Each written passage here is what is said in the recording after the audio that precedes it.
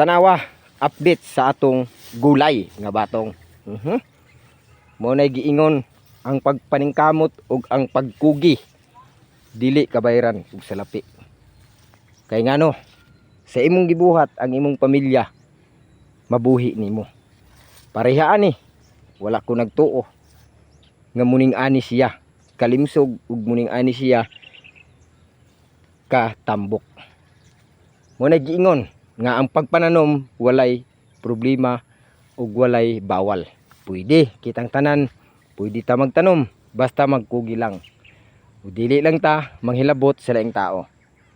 Kay mo nay giingon ang pagpananom malaking tulong para sa pamilya mo. Kasi po ito pag ay maharbist na ay pwede mo na ibenta.